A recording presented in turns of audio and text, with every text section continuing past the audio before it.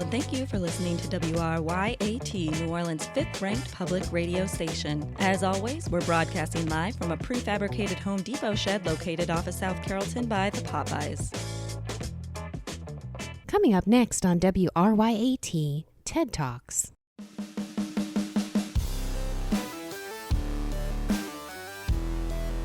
Hello everybody, it's Tower Murphy here again to talk to you about another TED Talk, I guess. I'm joined by my co-host Steve-O. Hey Steve.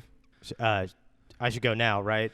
Yeah, dude. I tossed it over to you. It's All right, your dog. turn, dude. No, I got it. I just wanted to make sure that we were live. Hey, this is Steve-O, man. I'm Ted's friend. He wanted me on the show today to talk about cryptocurrency because it told you my older brother Stan was getting into it.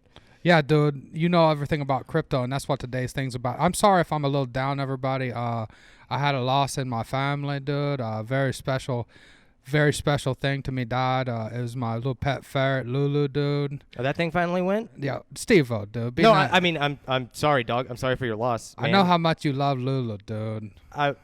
I'm sad for you, dog. That is a bummer.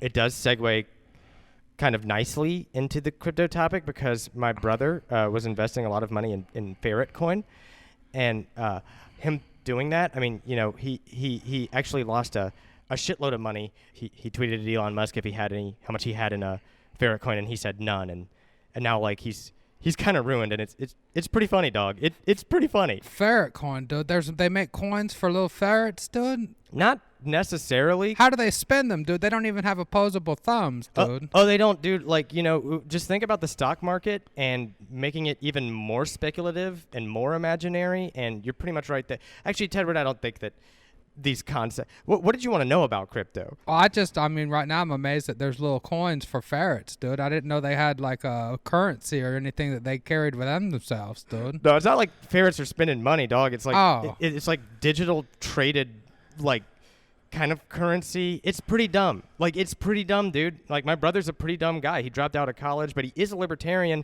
and he does know what the age of consent is in every state. So that's kind of chill.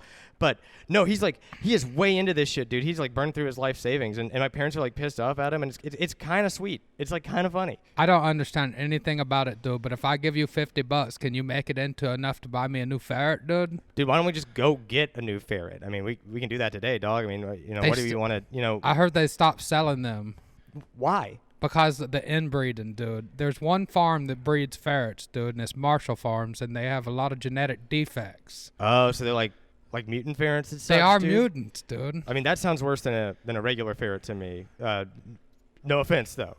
I'm still Steven, sorry for why your are you loss. Still scared of my ferret, dude? Well, I don't want him to like haunt me from beyond. Also, I think the chances of that are pretty minimal, but you know, I'd say like 0 to 0.1%. However, dog, I am pretty scared of fucking ferrets. Like, I don't enjoy being around them. Oh, dude, you're missing out. They have the nicest little faces and stuff. Look, They have the sharpest little teeth and stuff. Okay, They have fair the enough, most dude. annoying little claws and stuff. Fair enough. Yeah. Are we gonna get in trouble because we only talked about ferret coin. We're supposed to talk about bitcoins and stuff like that too. What's a bitcoin? How do I get a bit of a coin? You don't get a bit of a coin. The bit is referring to how it's digital, and the coin is referring to how it's speculative money. It's really stupid though, dog. Like, but if you want, I can maybe get my brother to hook you up with like an NFT for Lulu. Oh, what's in it? Is that a non-fungible token? I've been doing my research. That is literally what it is, but we don't have enough time for me to explain it to you and you not to understand it. Okay, dude. Yeah. So, however, I do think I can at least talk my brother into that, and if you got the ferret coin to spend, he'll definitely definitely use it. He only trades in ferret coin, huh? Yeah, he's got so much of it though, dude. Yeah, he's got a lot of it, and it's pretty worthless. Okay. And like I said, it's pretty funny. Like, this is just making up for so much lost time when he would just hog the like Sega Dreamcast and stuff, dude. Like, I feel so good right now. Oh. I mean, no, you don't though, dog, and I feel really bad for you. I feel about bad Lulu. though, dude. Yeah. That's what I'm trying to tell everybody. But I was wondering why I was like just less tense around here. And it I also guess 'cause doesn't that smell ferret's like gone. pee in here, dude. She smelled a little bit like pee and potato flakes, dude. When one ferret door closes, another ferret door opens, and That's you don't right, need dude. ferret coin to go there. But No. we can check out, we can check out another farm or something, and I'll get my bro to whip up an NFT for you. All right, I think Steve-O's right, dude. I think maybe we should go look for me another ferret, dude. Let's do that. That's going to be way more productive for you than learning about crypto. Maybe they'll take ferret coin at the pet store, dude. No, they'll just take regular coin. They still prefer that. Like they're really missing out on coin. a real opportunity there because it's like an animal coin, you know? My brother's missing out on a lot of opportunities. All right, that's probably good, dog. All right, come on, dude. I'll put you in my Mazda. Let's go. All right, dude. Thank you, everybody. This has been another edition of TED Talks. Thank my buddy Steve-O, and then rest in peace, Lulu. We love you, baby. Thanks for having me. I can't lie and say that I love your ferret, but I do love Tedward, and I'm sorry that it's gone. Thank you, everybody. Still eating crabs? Are you tired? Do you feel like you're putting too much of your effort into eating crabs? Hi, I'm Sal Scaramuza. I'm a self-proclaimed crab coin king of New Orleans, and I completely agree with you. Eating crabs is too much work if you ain't getting paid to do it. Are you? Huh. You shell the crabs, you eat the meat, you're left with the shells. What a rip-off show, huh? What are you gonna do? You just gonna throw them out in the garbage? No, you're not. You paid someone good hard-earned money for those crabs. Look, money doesn't grow on trees, and neither do crabs. But water makes them trees grow, and what do you know? Crabs live in that water. But water makes trees grow, and what do you know? Crabs live in the water. And I paid for airtime, so I'm going to tell you what to do with them shells. You're going to cash it in with me, Sal Scaramuza, the self-proclaimed crab coin king of New Orleans. You bring me your not-so-tender shells, and I'm going to paint them and then turn them into not-so-legal tender. Look, your government may not have your best interest in mind, but when the government crumbles and that money that you saved in the bank is worthless, you're probably going to wish you had not laughed so hard at Sal Scaramuza, the self-proclaimed crab coin king of New Orleans. Crab Coin City, if you're petty, 24/7, guarded by a Saint Bernard. Bonjour and salutations. I am Geoffrey Chaucer Buck Yates, the 8th host of the unfortunately titled Getting Sticky With It Snowball Review Show here on WRYAT. And I am a true full-blooded New Orleanian with a bloodline running the gamut from such New Orleans luminaries as Jacques Villere to Isidore Newman to Tommy Wiseau to Mr. Bill from Saturday Night Live. And today I wish to present you an opportunity to see if you are a true New Orleanian by allowing you to download my Am I a True New Orleanian application.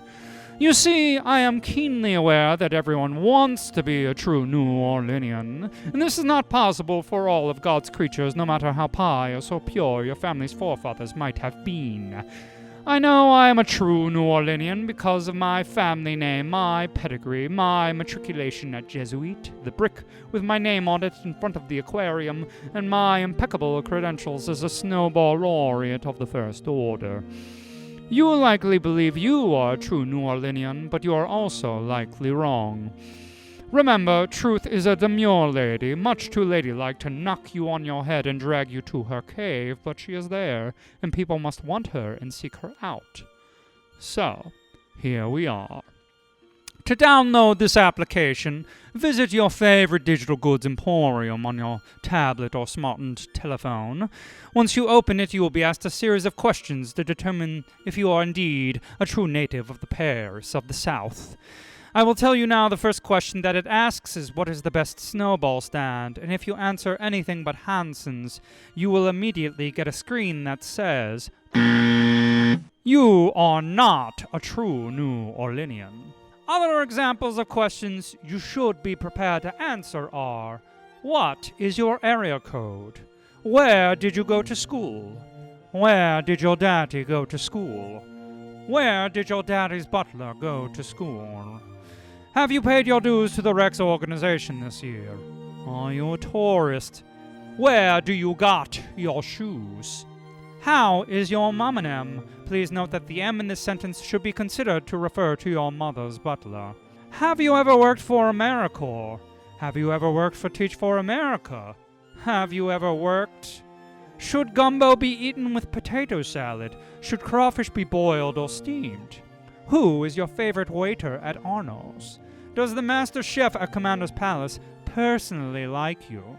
What side of the Brennan's family war are you on, and are you willing to kill for it if it comes to it? This is only a subset of the questions to determine your status in our fair society.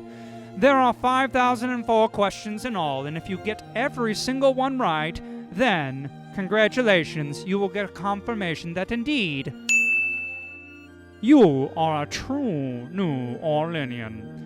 The Getting Sticky With It application is free to download because I pity you. This has been Jeffrey Chaucer Bucky Yates, the 8th. I wish you a good snowball and a good night.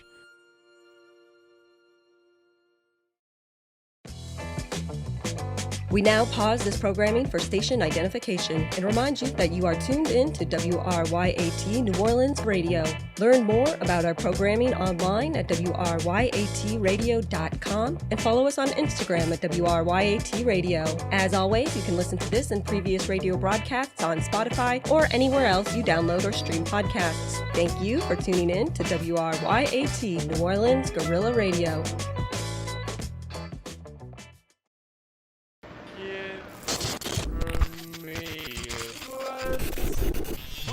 Bonnie, I don't want to tell you this, but my pee-pee hole is actually syphilis. It's like a demon kid. God damn it. I can't. Damn it, that demon kid is pissing pure fire all over our yard, and it's going to burn our house down again. Hey, everybody! It's 2002-6. That's crazy. We're still here, kinda. It's a lot of water, and you're not able to go see shows anymore. I mean, some people are able to leave the house and go to Chipotina's, or House of Blue Whales, or High Tide Lounge. But let me just say, if you're not able to leave the house, that's okay. Because we at the studio are gonna send a stream live to your brain. How crazy is that? You're gonna be doing whatever you're doing at 12 o'clock, and all of a sudden I'm gonna send in the 9th Ward Levy Meadow parking lot to your brain. That's crazy. Who you gonna see in your brain? You're probably gonna see the only good Edison is the Edison. And they're all dressed up like Teslas. You'll be able to see it because it's in your brain. And then next, you're gonna be seeing Dare of the Hog, followed by Crank It. And then you got Wet Blanket. That seems funny. Oh, that was a typo. I wasn't supposed to say that was funny. That's a negative thought. That was a typo, negative thought that I just said. It was not funny at all, because the last band that's playing is the Non-Essentials. They're gonna close it out. Yeah, that's great. Okay, let me just say, I'm also missing some other flyers. I only got one or two.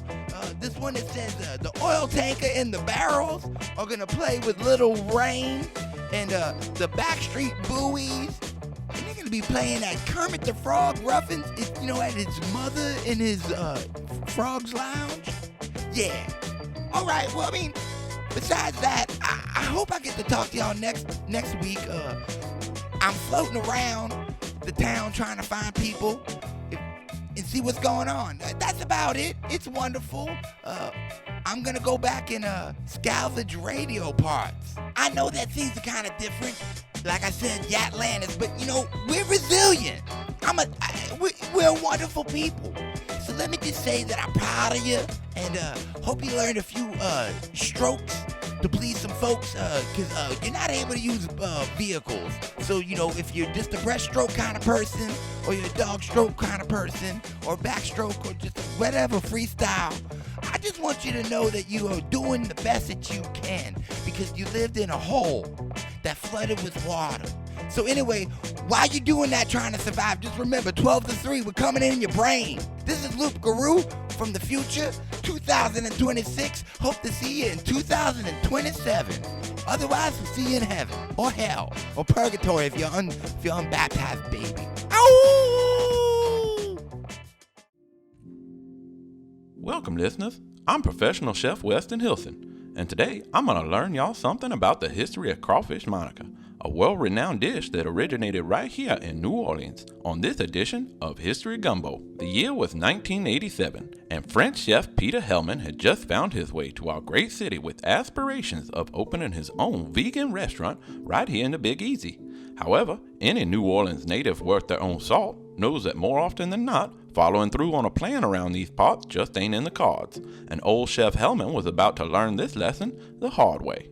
He struggled mightily to build his brand in a local market that was already oversaturated with vegan cuisine, and unfortunately, he had to settle for a place on the Westbank to open shop.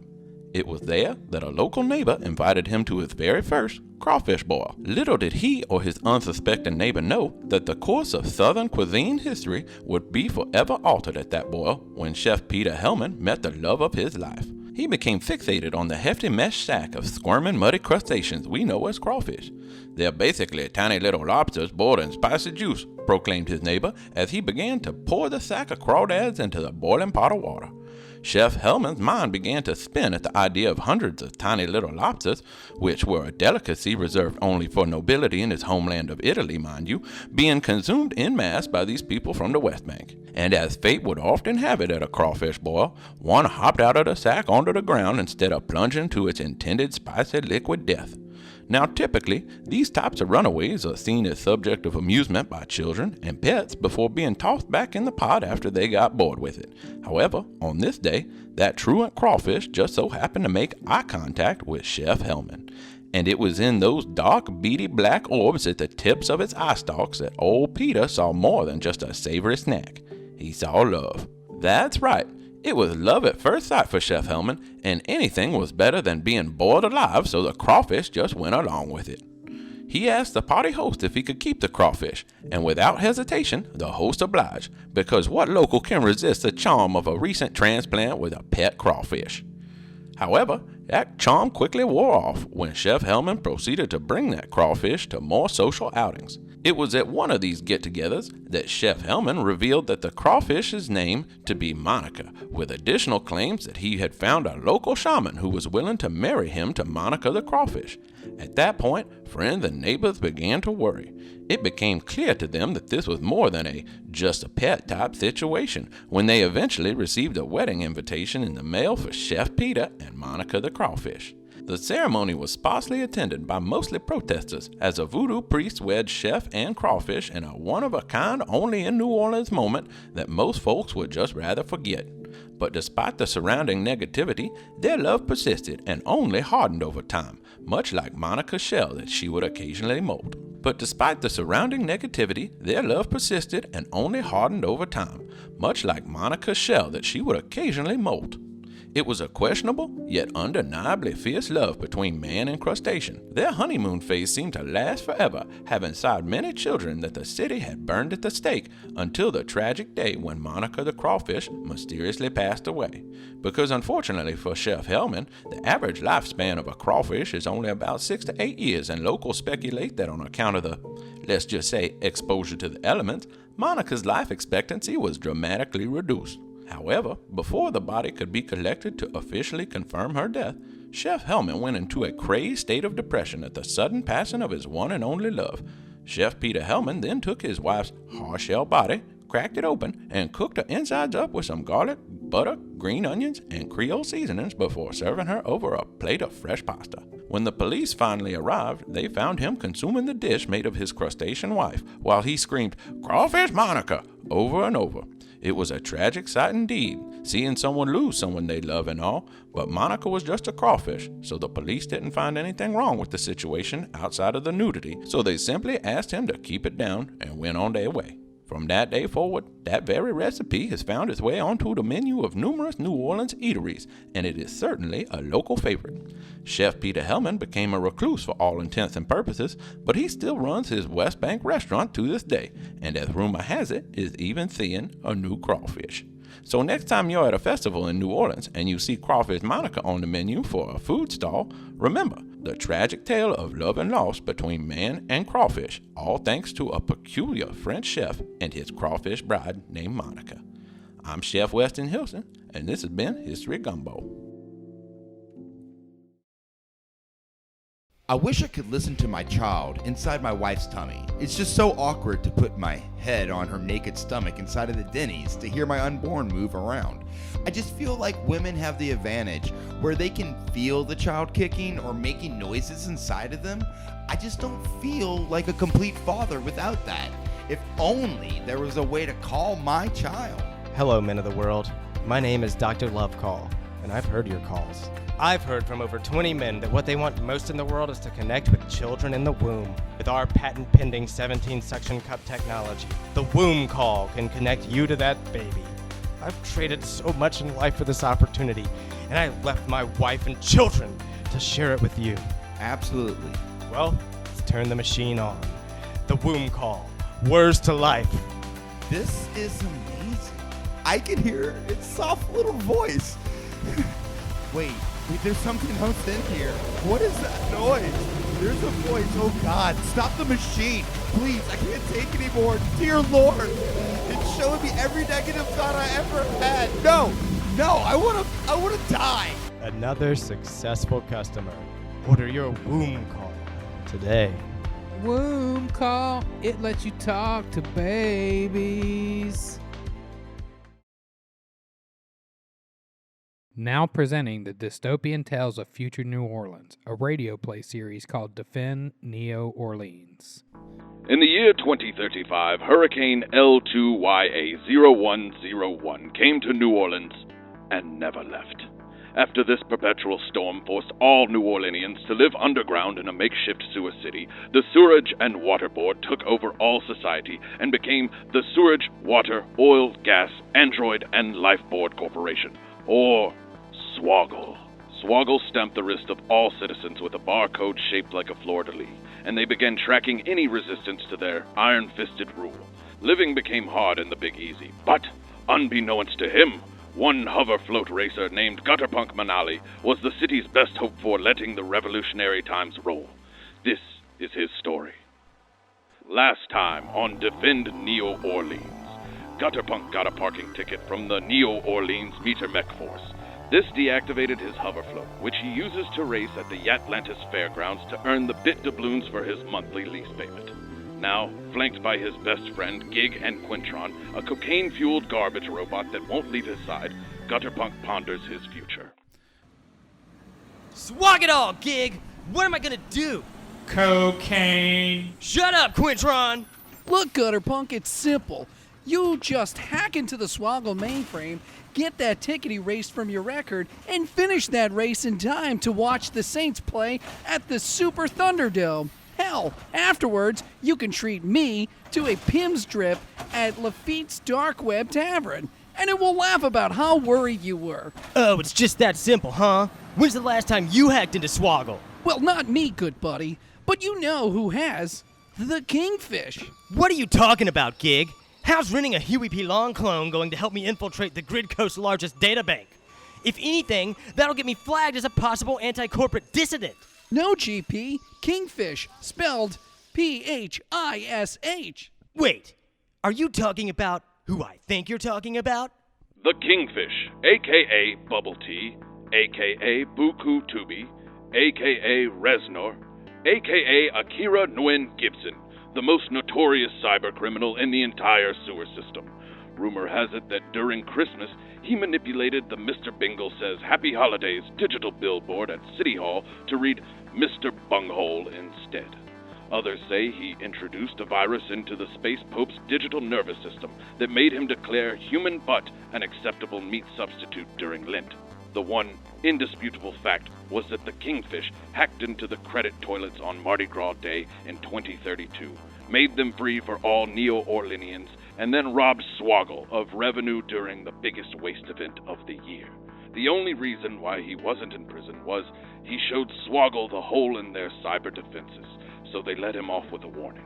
Now he was the biggest name in the Neo-Orleans Competitive Hacking League. We can't work with the Kingfish, Gig. I hear he's a Chiwi's dust addict. How can we trust him? Easy, GP. We promise him more Chiwi's dust than anyone else. Cocaine. Shut up, Quintron! Gig, where are chumps like us gonna get that much Chiwi's dust? And how do we know this guy won't just turn us in after we give it to him anyway? I don't know. I got a real bad feeling about this. Oh, don't be such a simp. What does that mean? I don't know. It's something my grandpa used to call me. Hey, let me activate my neuronet and fire up TikTokgram. Maybe we can find out where he is right now. Oh man, you're right. This guy does snort a lot of chiwis. And second of all, like 90% of his posts are all about butts. Weird. But hey, these ladies he's with right now are smoking hot, GP, and that is a lot of naked people. Wait, is that? What is it, Gig? Kingfish is at the Momsphere Gala. GP, I think I'm going to have to call in a favor. Mom's Sphere, the wildest costume ball of the Mardi Gras season, had grown over the years, and now it ran for a full week before Mardi Gras Day. Attendees kept awake by chiwi's dust and neural net overclocking, danced, drank, digi-dabbed, and debauched for a full 168 hours in a row. It was a marathon of madness, and some came out forever altered in mind, DNA structure, or both. The catch was no one could get into Mom's Sphere without a costume and ticket. The ticket was the most difficult item to obtain in New Orleans, just ahead of front row Saints tickets and a vaccine for Gumbo Crash. Only the most elite, socially plugged-in residents of New Orleans could get one, and Gig and Gutterpunk were not in that number. Okay, I made a few inquiries, and I think I've got our hookup for a Mom's ticket. Who loves you, baby? Cocaine. Shut up, Quintron! Gig, what's going on? Who did you possibly know that can get us into Mom's Sphere?